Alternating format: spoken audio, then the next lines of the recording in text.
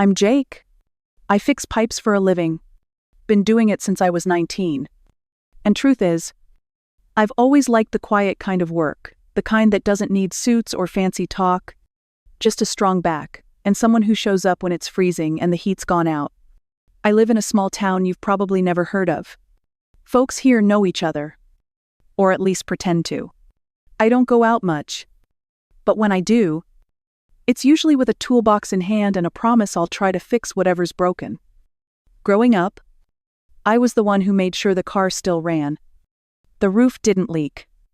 And the lights stayed on when the storms came through. Mom used to say I had working man's hands. I never minded that. I liked being the one people called when something went wrong. It felt like a way to matter. I've never been the loudest voice at the table. I never went to college. Didn't have big dreams with big titles. My dream was simple: make enough to live on, take care of my family, and go to sleep, knowing I did right by the people I love. So when the phone rang that night before Thanksgiving, I wasn't expecting anything special. Just figured it was Emily, my little sister, calling to check if I was still bringing sweet potatoes like every year. But the way she said my name, soft, cautious, I knew something was off before she even got to the second sentence. She said it gently, like she was doing me a favor. Said maybe this year I should skip dinner? Said it wasn't personal, just that things were a little complicated. And right then, something in me cracked. I didn't yell. I didn't ask why. I just stood there, holding the phone to my ear, feeling a kind of quiet I'd never felt before. That was the night I realized family isn't just about blood. It's about the seat they pull out for you, or the one they quietly take away. Thanksgiving used to be my favorite day of the year. Not because of the food or the football or anything fancy like that. It was the one time the house felt full again. Like we hadn't all drifted in different directions. Every year, I'd show up early with my sweet potato casserole. Same old glass dish with the chipped corner, covered in foil. I'd made it the same way since I was 22. Brown sugar, cinnamon, a splash of orange juice. Not gourmet, but everyone ate it. Even Dad, who always claimed he didn't like sweet things, would sneak seconds after dinner. I liked helping set the table, checking the thermostat, making sure the pipes under the kitchen sink didn't drip. No one asked me to do those things. I just wanted to feel useful, to feel like I belonged in the picture. Even when everyone else had degrees or stories from the city, I had my casserole and my tools. And somehow, that was enough. Emily used to sit next to me on the couch after we ate, wrapped in a blanket, like she was still 10 years old.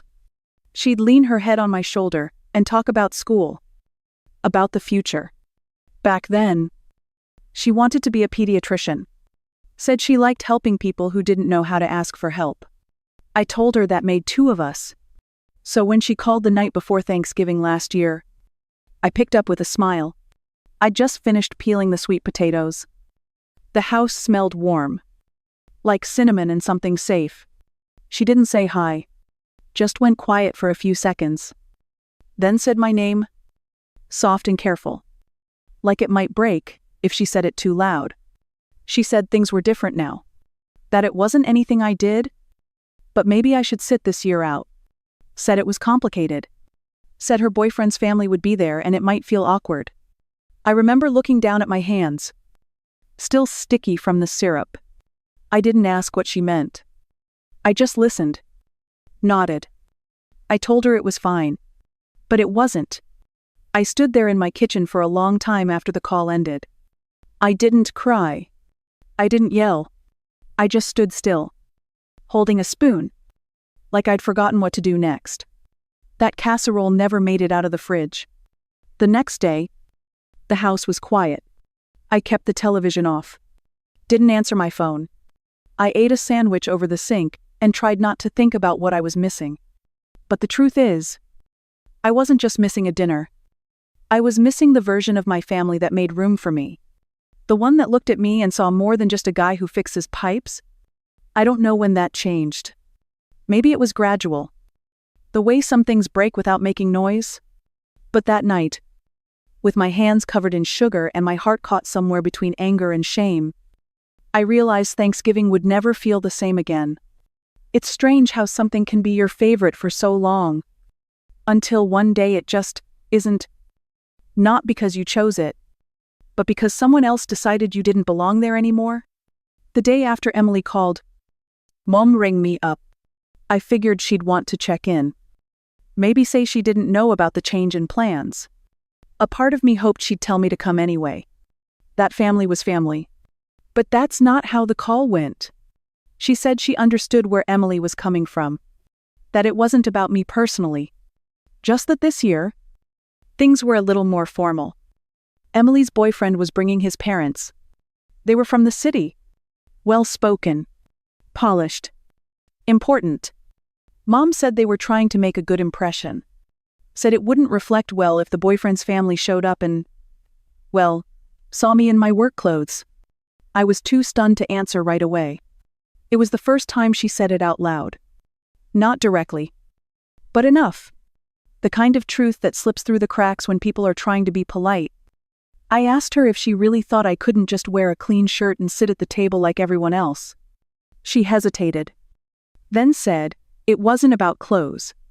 That sometimes image matters. And she said it in that soft, apologetic voice people use when they know they're hurting you but want to pretend they aren't. She said I was always welcome in her heart. Just maybe not this year. In that room? I think I stopped hearing after that. My head buzzed. My jaw clenched. I remember staring out the kitchen window. Watching a squirrel dig through a flower pot I never got around to planting. I wanted to yell. I wanted to ask her who paid to fix the water heater last winter. Who came over at 2 a.m. when the basement flooded. Who never missed a single Thanksgiving. Even when I was sick. Even when I was tired. Even when I felt like I didn't fit. But I didn't say any of that. I told her it was fine. That I understood. And I hung up before my voice cracked. The thing is, I've never been ashamed of what I do. My job's not glamorous. Sure. But pipes don't care if you wear a tie. When something breaks, I fix it. That's always been enough for me. I thought it was enough for them too. Turns out, it wasn't. They don't see the work.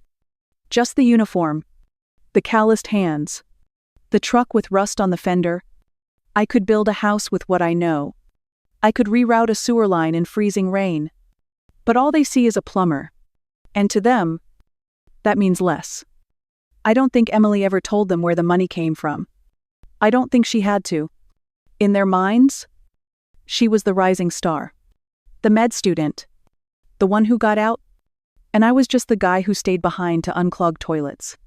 I'd never felt the weight of that word before. Plumber. It never hurt until it was used to draw a line between me and the rest of the family. Like my work made me smaller. Less worthy. Less presentable. I thought about showing up anyway. Just walking in with my casserole like I always did. Smiling. Hugging. Pretending. But something in me wouldn't let that happen. Not this time. Because I finally understood. They weren't embarrassed for me. They were embarrassed of me. And once you realize that, you can't unhear it. You can't sit at a table where you've been quietly uninvited and pretend the seat is still yours. That was the moment I stopped trying to be acceptable in their world. Because maybe the problem wasn't who I was. Maybe it was the fact that they never really saw me in the first place. They never knew it was me. 4 years of med school. 4 years of tuition payments. Lup fees. Books. Living expenses. Everyone in the family just assumed mom and dad were footing the bill. That they'd somehow come into money. Or taken out loans. Or had some hidden savings tucked away from all those years of scraping by. No one asked questions. And I didn't offer answers. It started the way most things in this family do quietly. Emily got into a good program. She was over the moon. Said she didn't want to take on too much debt. Said she didn't want to be a burden. So I offered. Not because anyone asked me to, Not because I was trying to be a hero, just because I could. I'd been working double shifts for years. No vacations. No fancy car. I lived in a small apartment above the workshop. I made good money. But I didn't spend it. I never needed much. So when she got in, I told her I'd help. I set up automatic payments through the school's portal, linked to a separate account I opened just for her. Every month, like clockwork, the money went out.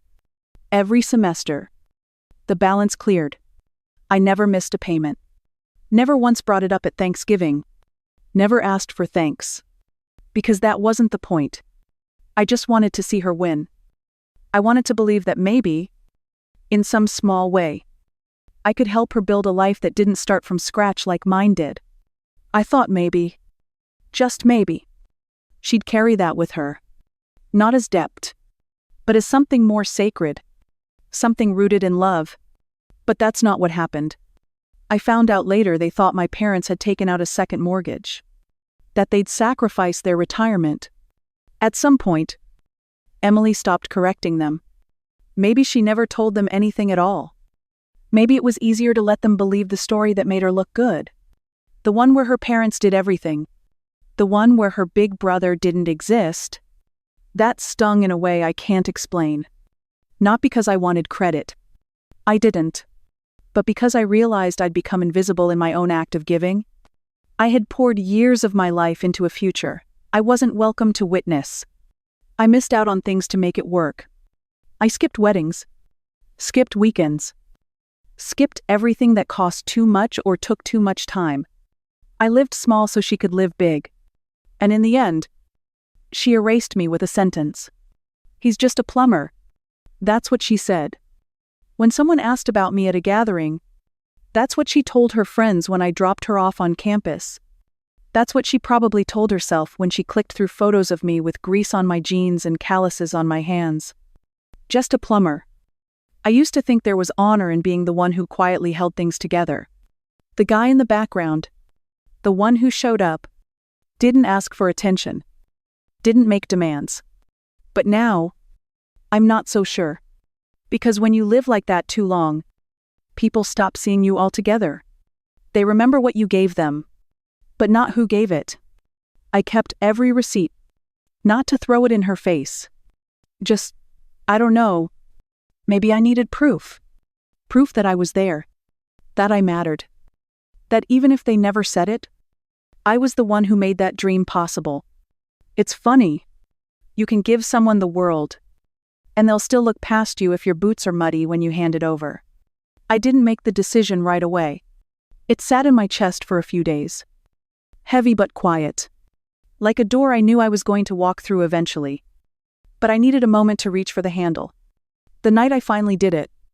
The shop was dark. I was home, sitting at the little table in my kitchen. The one with the scratch down the middle where I once dropped a wrench. The house was silent except for the hum of the fridge. I had my laptop open, my coffee cold, and the login screen waiting.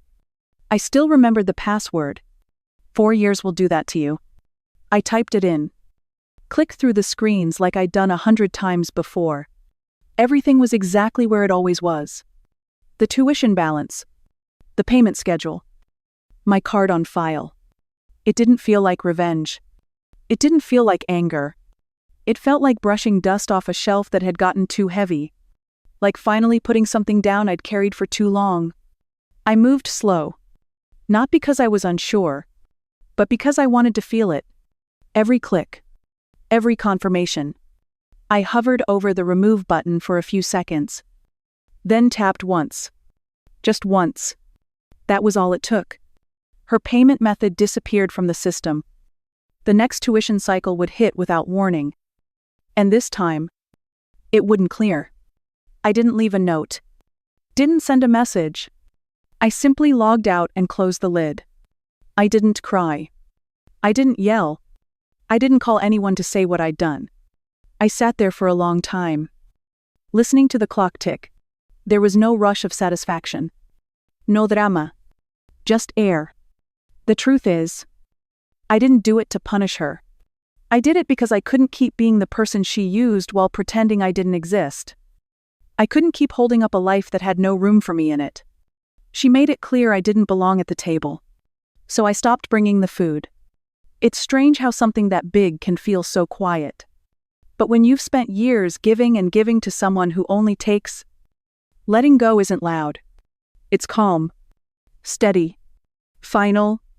That night, I washed the coffee cup, turned off the lights, and went to bed. For the first time in a long time, I didn't wake up feeling responsible for someone else's dream. It started 3 days after I removed my card. The first message came from Mom. It was short. Just asked if something was wrong with the payment system. Said Emily got a notice from the school. Asked if I could look into it. Then came the text from Emily. Long. Frantic blocks of words. She didn't ask if I was okay. Didn't ask if something had happened. Just kept repeating that something must have gone wrong. That she was going to miss her deadline. That I needed to fix it. After that, my phone lit up like it was on fire. My uncle called. Then my aunt. Even my dad, who rarely called unless something was broken in the garage. Left a voicemail. None of them asked where I was. Or how I was doing. They just wanted to know what happened to the money. It was like being turned inside out. Not one person asked if I was hurt. If I needed anything. If maybe there was a reason I stopped. They didn't even seem curious. Just annoyed. Like the machine had jammed and someone needed to come unclog it. That's when it hit me. They hadn't seen me as a brother. Or a son. Or a person. I'd become a pipeline. A service. Something reliable and silent that made their lives easier. The moment that service stopped, the panic wasn't about me, it was about the loss of convenience. I sat with that realization for days. It sank in slow. Like water through cracked concrete. The worst part wasn't the noise. It was the silence beneath it. The lack of care wrapped in concern that wasn't really concern at all. No one asked why. They just assumed I'd fix it. That I'd come to my senses. That whatever caused the interruption would be temporary. Because in their minds, my value was tied to what I gave. Not who I was. And I had given everything. I started to see it clearly then. Every Christmas gift. Every emergency repair. Every ride. Every loan. Every quiet act I never counted but they always expected. I had trained them to believe I was endless. But I'm not. I'm a man. With limits. With a heart. And for the first time in my life, I let the silence speak for me. I didn't respond. I didn't explain. I let the unanswered calls pile up. Let the messages go unread. I chose not to perform. Not to rescue. Because I finally understood that the only thing more painful than being invisible is realizing you were only ever visible when you were useful. I didn't hear it from Emily. I heard it from Marcus. It was a Sunday afternoon when he showed up. I was at the shop, finishing up a water heater install for one of the regulars. I'd just washed the grease off my hands when I saw his car pull in shiny. Black. Barely looked like it belonged on our street. He stepped out wearing a dress shirt. Sleeves rolled up. Like he wanted to look casual but still expensive. He asked if we could talk. Said it wouldn't take long. I offered him a seat in the back office. He didn't sit. He started by saying he didn't know how much of the situation I was aware of. I stayed quiet. He said he recently found out that Emily hadn't been honest not just with him, but with everyone. That she'd let people believe her parents were paying for her tuition, when in reality, it had been me all along. He said he didn't understand why she hid it, why she never mentioned it, why she acted like it was some secret to be ashamed of. I didn't say much. I didn't need to. He told me they were having dinner with some friends from school. Someone asked Emily about how she managed tuition without taking loans. She smiled. Shrugged. Said her parents helped, then made a joke about how her brother was just a plumber and wouldn't get it anyway. Said something like, "He fixes toilets. It's not like he understands this world." Those were her exact words. That's when he paused. looked right at me and said, "I couldn't sit there and let that slide. Not after everything you've done for her." He didn't raise his voice. He didn't need to. The quiet in the room was louder than anything. He said he respected what I did. That it was honest work.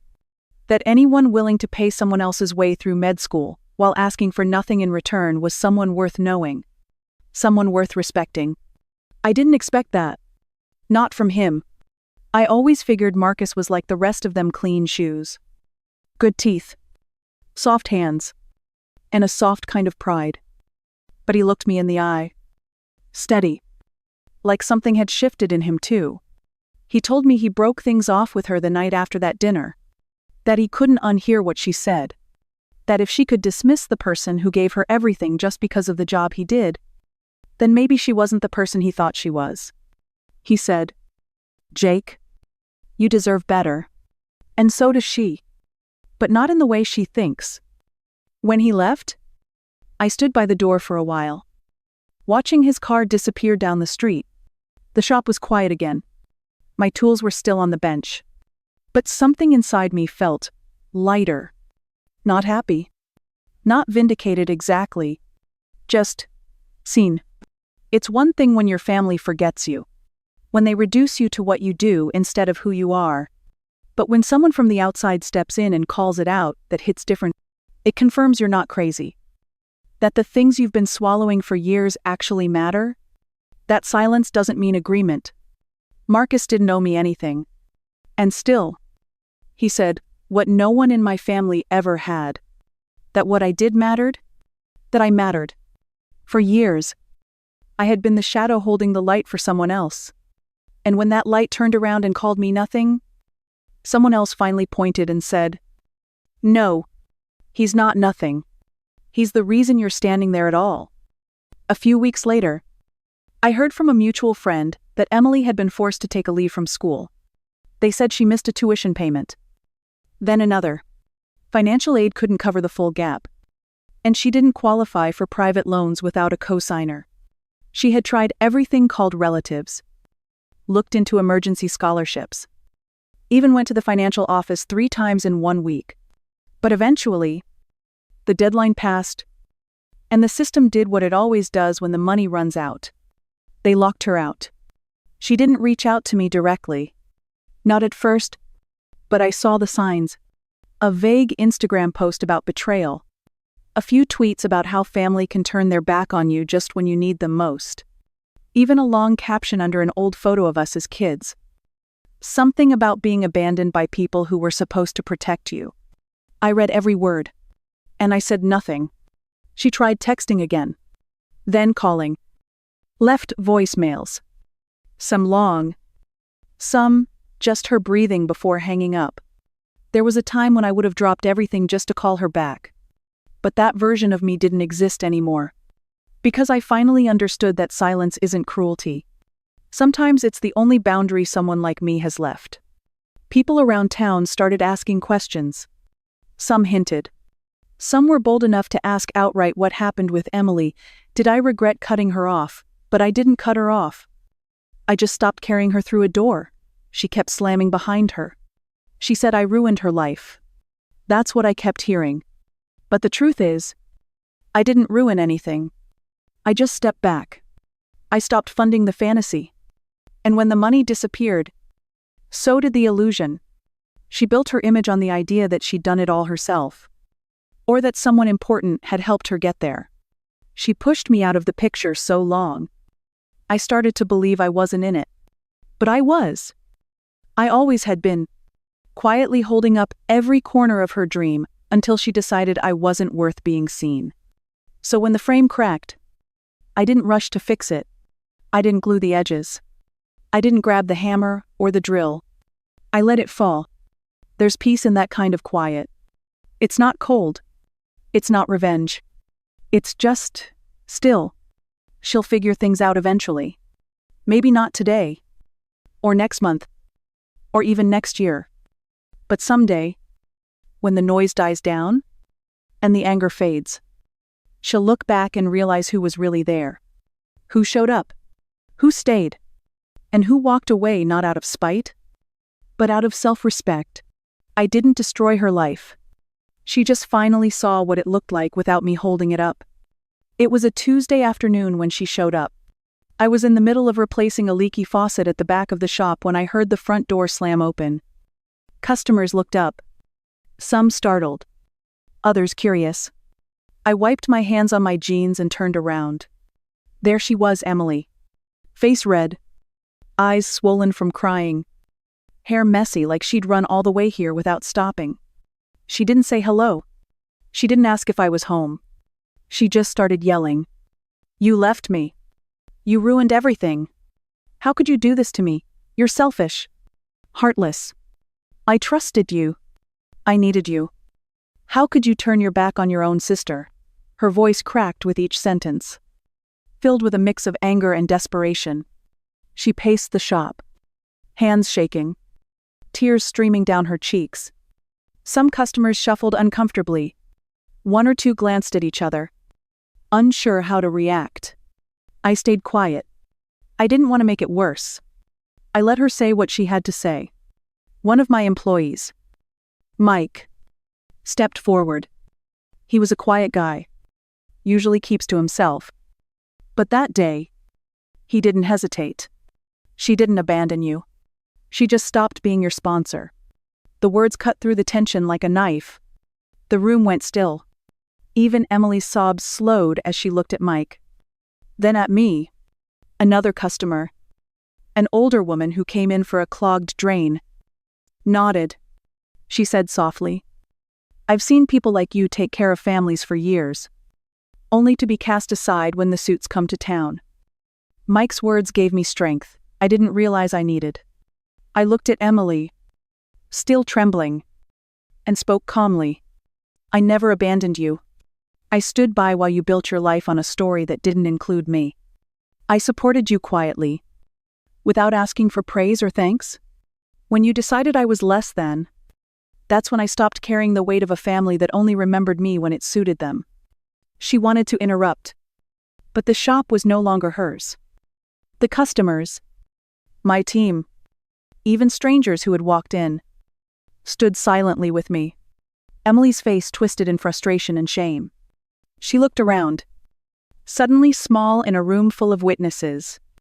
I didn't yell. I didn't throw insults. I just let the truth hang there. Sometimes, the loudest statement is the one spoken in silence after everything else is said. She turned and left, her cries fading behind the door. The day didn't go back to normal, but something inside me did. I wasn't just the guy fixing pipes anymore. I was someone who stood his ground, someone who refused to be erased. That afternoon, surrounded by people who saw me for who I was, I found my voice. And for the first time in a long time, it felt like I belonged. The phone rang late one evening. I recognized the number before I even picked up. It was Mom. Again. She didn't start with an apology. No soft words or signs of regret. Just the same old request, wrapped in a familiar tone. "Could I help Emily one more time? Just one more time. Please." She sounded tired, like she'd been repeating this line for weeks. I listened quietly. I knew what they wanted. The money, the help, the same support I'd given over and over, like I was a machine set to dispense care on demand. But this time, something inside me was different. When she finished, I took a breath. I said slowly, firmly, "I'm not a bank. I'm your son. And I'm done." There was silence on the other end. I could almost hear the weight of those words sinking in. I didn't soften them. I didn't explain. I just said them once and let them stand. I didn't hang up immediately. I waited, hoping for some understanding, for a crack of compassion, but there was only quiet. And then the call ended. It wasn't easy. It never is when you draw a line in the sand with people you love. But it was necessary. I had spent too long giving until I was empty, letting myself be taken for granted, overlooked, treated like an ATM with no limits. I'd thought family meant endless sacrifice. But sometimes, Family means protecting yourself. Saying no didn't make me a bad brother or son. It made me human. That night, I felt something I hadn't in years. Peace. Not because I'd won or hurt anyone, but because I finally stood up for myself. I'm done running myself dry to fill a void that only keeps growing. No more silent apologies. No more waiting for gratitude that never comes. This is where my story changes. Because sometimes, the strongest thing you can do is walk away. And say enough? After everything. I did something I never thought I would. I bought a house. Not a mansion or something flashy. Just a small place on the edge of town. With a porch that catches the sunset, and a yard big enough for a few trees and a garden. It wasn't about impressing anyone. It was about having a space that was mine. A place where I could finally breathe without looking over my shoulder or wondering what I owed next. I spent days fixing the creaky floorboards and patching up the old windows. Nights painting walls the color I wanted. Not what someone else suggested. I planted tomatoes and herbs in the garden. Watched the slow, steady growth of something I nurtured with my own hands. It was messy work soil under my nails. Sunburn on my arms, but it was real. Honest. Healing. Some nights, I sit on the porch with a cup of coffee, listening to the quiet. No phones ringing with demands. No one asking for favors. Just the sound of crickets and the wind through the trees. It's peaceful in a way I never knew I needed. Living alone isn't loneliness. It's freedom. Freedom to be exactly who I am without judgment or expectations. Freedom to build a life that's about me. Not about what I can give others. I still fix pipes. Still help neighbors when they call. But now, I do it on my terms. I'm not the background anymore. I'm the main character in my own story. And that's something worth fighting for. Buying that house wasn't just about having a roof over my head. It was about reclaiming myself. About saying I deserve a place where I'm seen and valued. Not just for what I do, but for who I am. Every nail I hammered, every plant I watered was a small step toward healing, toward finding peace in the quiet corners of my life. I'm not perfect. I still have days when the past sneaks in, when I wonder what could have been different. But those days don't control me. I've learned to hold them gently, like old scars that remind me I survived. This house is more than wood and bricks. It's my sanctuary, my proof that I'm enough, that I'm whole. And in the stillness, I finally hear the most important voice, the one inside me that says, "You're home." If you've ever felt like you don't belong at the family table, like you're the extra chair no one really wanted to pull out, I want you to know you're not alone. Maybe you've been judged for the job you have, the choices you've made, or the dreams you carry quietly in your heart. Maybe your worth has been measured by someone else's standards instead of your own. I've been there. I know what it feels like to stand on the outside. Watching the people you love pretend you don't exist? It's painful. It's confusing. It can make you question everything about yourself. But here's the thing. Your value isn't determined by who sits beside you or what they say about you. You don't need an invitation to take up space in this world. You don't need permission to build a life that feels real and true to you. If they won't make room for you, then you create your own table. You pull out your own chair. You invite the people who see you for who you really are. It's not easy. It takes courage to walk away from old expectations and step into something new. But the freedom you find on the other side is worth every step. When you choose yourself, when you honor your own story, that's when you start to heal. That's when you start to live. So if you're listening to this, and you've ever been made to feel small or less than because of where you come from or what you do, I see you. I hear you. And I believe in you. You are enough. You are worthy. And you deserve a place at the table whether you build it yourself or someone finally invites you in. Don't wait for their permission. Don't wait for an apology. Start today by believing in yourself. Share your story. Reach out. Connect with others who know what it feels like to be overlooked and still choose to shine. Because sometimes, all it takes is one spark to light a whole room. And your light matters more than you know. This is your moment. Take it. Own it. Build the life you deserve.